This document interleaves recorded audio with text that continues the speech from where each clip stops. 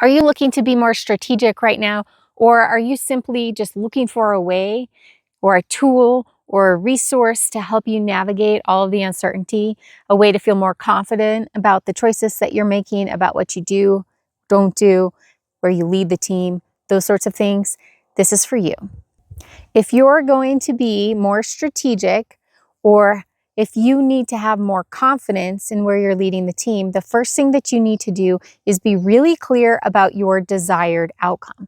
And in fact, at all times, have a clear desired outcome that you are aiming for. Let's talk quickly about the term strategy, because this helps us understand why it's so important. Strategy is simply an approach to a desired outcome in conditions of uncertainty. That's it. That's all it is. It's your approach, how you move to a desired outcome in conditions of uncertainty. So we are existing in conditions of uncertainty and heightened levels of conditions of uncertainty. So yay, we're there. Before you can figure out how to get somewhere, you need to know where you're headed. It really comes down to that. It's that simple. But we often fail to be really clear and committed to some specific desired outcome. And so start there.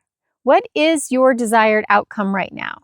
And when do you want that desired outcome to be reached by now? When we have a lot of uncertainty, it can be helpful to have shorter term periods in which we define desired outcomes. So just for kicks, maybe you want to start with, hey, where do I want to be by the first of the year? What's my desired outcome? What's different than my current state today? What would the current state of January 2026 be? And then you figure out your approach to get there. You can figure out your strategies. You can figure out the acts or actions that you need to take in order to get there.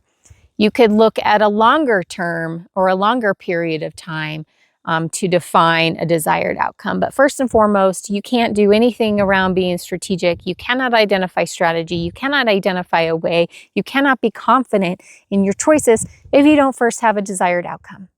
Pretty straightforward. When we're doing strategic planning, full strategic planning, the desired outcome in that context is referred to as a vision for change. And if you think about the term strategy, an approach to a desired outcome in conditions of uncertainty, when we take it to the scale of a full strategic plan, we are starting at a current state. The desired outcome is our future state. What is our approach to get there, to that next future state, to that desired outcome that we're aiming for? And we call that the vision for change because it is actually describing our vision for that new current state and the change that happens between where we are now and where we will be when we reach that point. So that's your vision for change. But you can scale the usefulness of strategy to be micro in your day. You know, what's my desired outcome at the end of today? And what are my approaches to get there? To a month, to a quarter, to a year, to 5 years. So you can really use that tool in all of those realms, which is cool. But here's a tip before you dive into defining your desired outcome, especially right now. What could be really useful before you get into that is to think about what is it that you need to let go of, stop doing? What is it that isn't serving? What is it that's maybe slowing you down? What can we cut? You know, before we start thinking about where we're headed, start right now at like, what's over? What are we done with? You can maybe think about this as like, if your work, everything about your work, what you do, how you do it, who you do it for, is in a backpack. What needs to come out of that backpack for where you're headed next? Like, you can kind of intuitively know.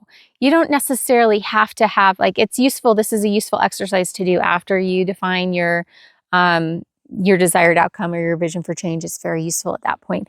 But it's also useful to start like, hey, what feels like it's too old? What feels old and not relevant anymore? Start with that. Like, what is it that you're clinging on to that feels like it's an old structure or an old approach or something that doesn't have a lot of life force energy in it anymore for you or for your organization. Something that you feel like you've outgrown, something that doesn't fit anymore. It can be really, really useful to name those things and to find them not just in your head, but kind of sink down into your body wisdom as well and your intuition wisdom as well. Like, what is it that you're moving away from? And get clear about that, or at least get a sense of that before you start thinking about where you're headed. Those are your two things in order to help you feel more confident right now about where you're leading your team or yourself. Do some slow down, some reflecting about what feels like it just isn't there to serve you anymore. What feels like you've outgrown it and you're done with it. And you can set it aside before you start looking toward the future.